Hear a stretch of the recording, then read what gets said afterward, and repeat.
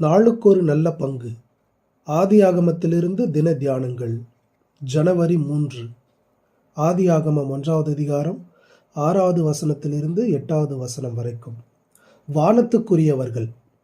தேவன் ஆகாய விரிவை உண்டு பண்ணி, ஆகாய விரிவுக்கு கீழே இருக்கிற ஜலத்திற்கும் ஆகாய விரிவுக்கு மேலே இருக்கிற ஜலத்திற்கும் பிரிவினை உண்டாக்கினார். வசனம் 7.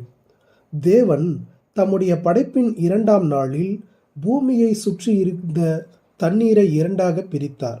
இரண்டுக்கும் இடையில் ஆகாய விரிவை உண்டாக்கினார்.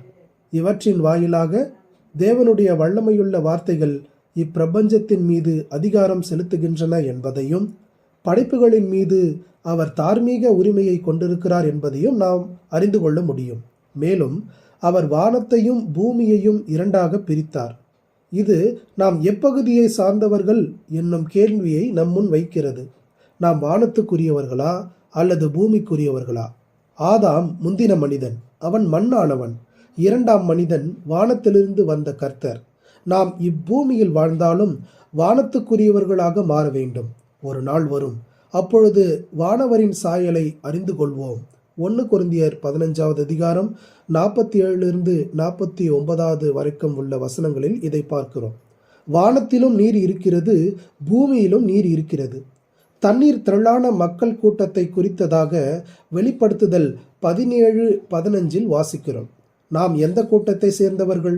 பூமிக்குரிய ராஜ்யத்தை சேர்ந்தவர்களா அல்லது ஆவிக்குரிய ராஜ்யத்தை சேர்ந்தவர்களா? நீங்கள் கிறிஸ்துவுடன் சிலுவையில் அறையப்பட்ட போது உலகத்துக்கு மரித்திருக்கிறீர்கள். உங்கள் ஜீவன் கிறிஸ்துவுடனே தேவனுக்குள் மறைந்திருக்கிறது. ஆகவே பூமியில் உள்ளவைகளை அல்ல, மேலானவைகளையே நாடுங்கள் என்று பவுல் கொலோசியர் 3வது அதிகாரம் 1வது வசனத்திலிருந்து 3வது வசனத்து வரைக்கும் கூறுகிறார். இது நம்முடைய விருப்பம், வாஞ்சை, நாட்டம் எதன் மேல் இருக்க வேண்டும் என்பதை போதிக்கிறது. நாம் இந்த உலகத்தில் இருந்தாலும் உலகத்துக்குரியவர்கள் அல்லர். உங்கள் பொக்கிஷம் எங்கேயோ அங்கே உங்கள் இருதயமும் செல்லும் என்று இயேசு கிறிஸ்து கூறினார். மேலும் வானத்திலிருந்து மழை பொழிந்து நல்லவர்களுக்கும் தீயவர்களுக்கும் ஆசீர்வாதத்தை தருவது போல நாமும் இந்த பூமியில் வாழ்கிறவர்களுக்கு நன்மை செய்கிறவர்களாக இருக்க வேண்டும். அந்நியர்களுக்கும் உதவி செய்ய வேண்டும். குறிப்பாக விசுவாச வீட்டாருக்கு நன்மை செய்ய வேண்டும். அவிசுவாசிகளிடத்தில் கிறிஸ்துவையும் விசுவாசிகளிடத்தில் கிறிஸ்து நமக்கு அளித்த ஆசீர்வாதத்தையும், அதாவது நம்முடைய அன்பு, ஐக்கியம் ஆகியவற்றையும் பகிர்ந்து கொள்ள. தேவன் மனித குலத்தை எவ்வித வித்தியாசமும் இன்றி நேசிப்பது போல நாமும் நேசிக்க வேண்டும். வானத்திலிருந்து வரும் நீர் மீண்டும் ஆவியாகி மறைவது போல நாம் நம்மை மறைத்து கிறிஸ்துவையும் அவருடைய கிருபையையும் மக்களுக்கு வெளிப்படுத்த வேண்டும். மக்கள் நன்மைகளை அனுபவிக்கும் போது கிறிஸ்துவை காண வேண்டும். இது விசுவாசிகளின் தியாகமான வாழ்க்கைக்கு ஓர் அடையாளமாக விளங்குகிறது. கிறிஸ்துவே பிரதான நோக்கம். அவரே மகிமைப்படுத்தப்பட வேண்டும்.